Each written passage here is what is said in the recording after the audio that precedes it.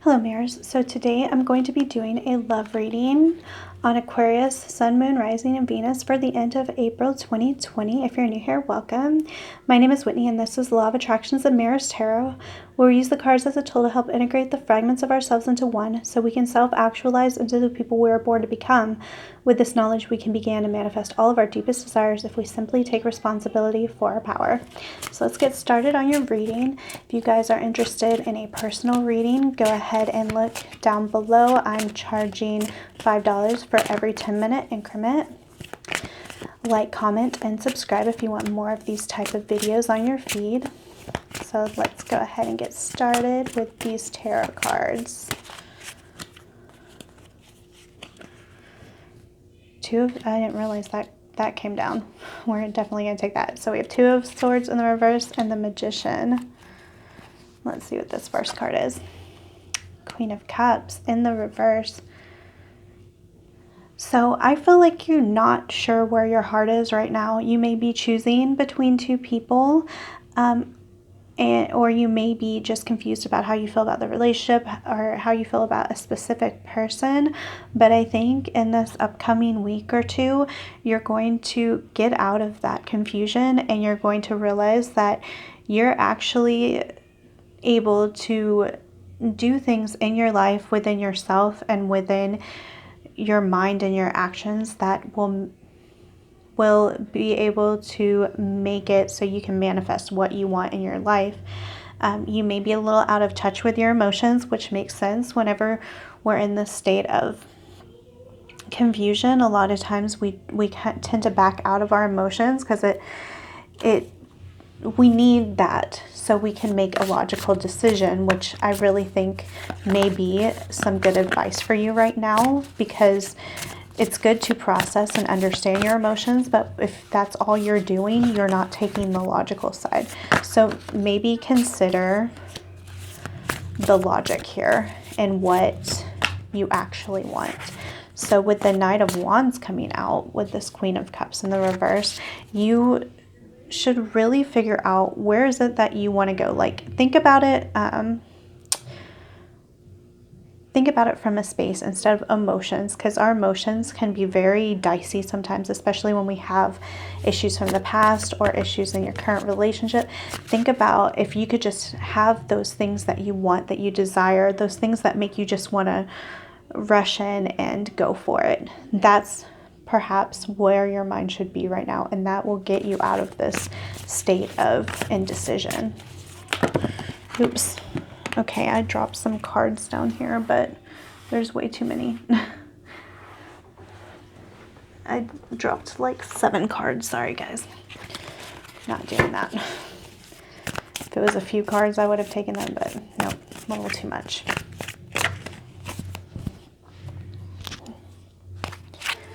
Okay. So Two of Swords in the reverse clarified by the Sun, and the Magician clarified by Eight of Wands. Okay, so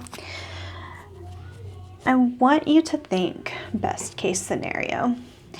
I want you to stop thinking with your emotions, because right now I kind of feel like it's weighing you down. Start thinking positively. Start thinking about if you knew that you had the power to create what you want in your life, where would you go? What would you do? How would you think? What would be what you would put your energy into? There's so much like happiness in these cards. So Knight of Wands is, sorry, fast moving action, and so is Eight of Wands. So I feel like once you make that switch in your mind, you're going to manifest exactly what you want. It is really just a flip of a switch, if that makes sense. It'll happen so quickly for you, but you have to get out of this mindset of indecision, because when you do that, you're putting your manifestational energy into 2 or more different things. A lot of times they're 2 opposing things. So yeah, let's see what the universe has to say about this. The more love and care you give to yourself, the more love you have to give to others. So if you're having trouble making this decision and thinking about this positively, the easiest route to go is self-love. You can never go wrong with it. And a lot of times just spending a day or a few hours really pampering yourself, or spending time in like meditation, or doing art, doing something that you love, consistently doing this, because you don't want to just do this one day and then forget about yourself the next. This is something that you need to incorporate in your daily routine, okay? True love. This love is a once in a lifetime love. So I can take this two ways. If you're concerned of if your partnership is real or not, this is a confirmation that it is. I also take this as saying that the love that you have for yourself is true love, and you need to embrace that. You have to love yourself. It's very difficult to love another person or to interpret their love as real whenever you are having doubts about yourself, which could be what this Two of Wands is about. If you're having trouble choosing between two people, I think you know deep down which one is better suited for you and your mental health, and basically the one that makes you feel the most loved and is supportive of you in your endeavors of self-love. So we have let your friends help you, ask for and accept support from others, and unrequited love. There's not enough attraction or chemistry to keep this relationship going. Okay, so I have a couple of things, since we have this dichotomy over here of true love versus unrequited love.